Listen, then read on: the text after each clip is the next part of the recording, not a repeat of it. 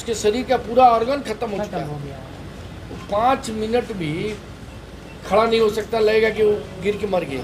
हजारीबाग के लिए बहुत, अगर इस पर हम लोग रोक नहीं लगाते हैं तो इसको उल्टा पंजाब बनने में देरी है। ये इनाम इसलिए हम लोग रखे हैं कि ताकि जो लोग सहयोग करेंगे, क्योंकि सबका घर का बच्चे बच्चियां हैं, नशा को लेके या मादक पदार्थों को लेके हम लोग बहुत सारी चैलेंजेस फेस कर रहे हैं, खासतौर पे जो युवा पीढ़ी है। जो उससे कितना फ़ायदा हुआ सर अभी? बहुत लोग भेजा भी और उसको हम लोग पकड़े भी, नहीं पकड़े तो कम से कम सर्च वगैरह भी किए और काफ़ी इससे हम लोग को, पुलिस प्रशासन को भी काफ़ी इससे मदद मिली। मैम, सद्भावना की तरफ से ये नशा जो गाड़ी जा रहा है, इससे क्या प्रभाव पड़ेगा समाज पर? देखिए, आज एक बहुत अच्छी पहल की गई है सद्भावना विकास मंच के द्वारा, और नशा मुक्ति को लेके हम लोग ज़िले में बहुत सारे अभियान चलाते हैं, जागरूकता कार्यक्रम करते हैं, लेकिन अभी भी ज़िले में नशा को लेके या मादक पदार्थों को लेके हम लोग बहुत सारी चैलेंजेस फेस कर रहे हैं, खासतौर पे जो युवा पीढ़ी है।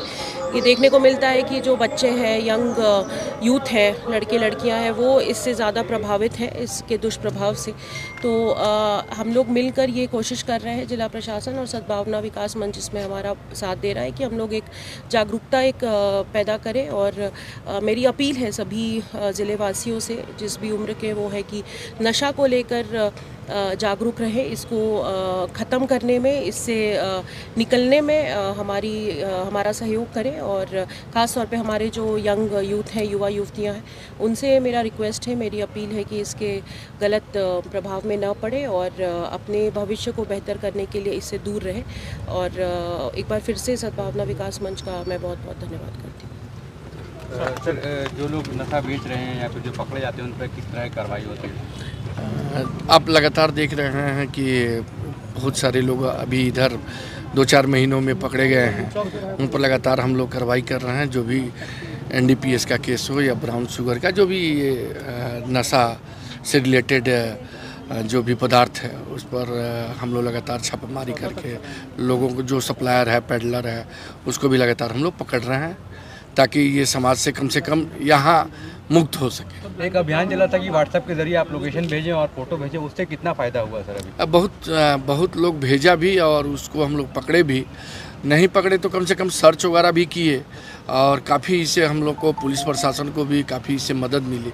और फिर एक बार अपील करते हैं कि उस तरह के कोई भी, अगर आपको इस टाइप का मैसेज मिलता है या जानकारी मिलती है, तो हमारा मोबाइल पर बार हम बोलते हैं कि हमारे मोबाइल पर आप सूचना दे सकते हैं, उसके बाद हम कार्रवाई करवाते हैं।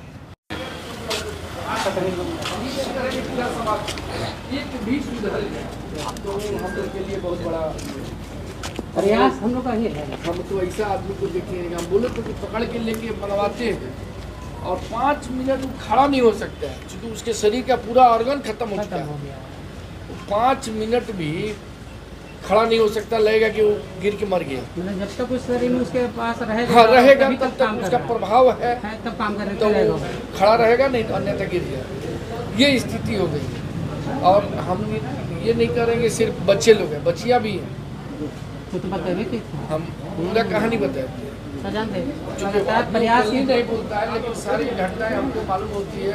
ये हजारीबाग के लिए बहुत, अगर इस पर हम लोग रोक नहीं लगाते हैं तो इसको उल्टा पंजाब बनने में देरी है। 8 गो सेंटर खुल गया, इसका मतलब समझ लेना, 8 गो सेंटर खुल गया। देख रहे हैं पीछे लिखा हुआ है कि 5000 का इनाम मिलेगा, कैसे मिलेगा और क्यों मिलेगा? ये इनाम इसलिए हम लोग रखे हैं कि ताकि जो लोग सहयोग करेंगे, क्योंकि सबका घर का बच्चे बच्चियां हैं, जो उनका नाम हम लोग गुप्त रखेंगे, उसका पता गुप्त रखेंगे, लेकिन लार्ज स्केल में वो पकड़ाना चाहिए, ताकि हम लोग उसको 5000 रुपये दिन में जेल जाने लाए, जिसपे बढ़िया, कितना लार्ज स्केल, जिससे वो कानून के दायरे में आ जाए।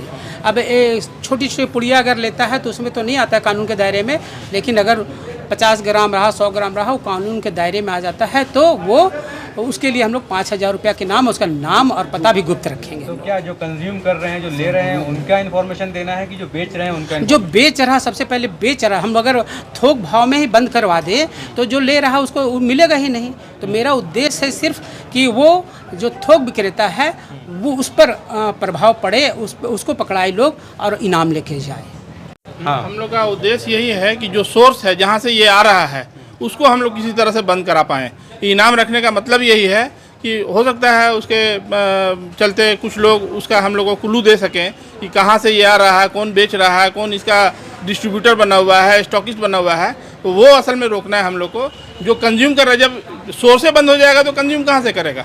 तो यही उद्देश्य है हम लोग का 5,000 का इनाम रखने का कि सोर्स को हम लोग रोक पाएँ।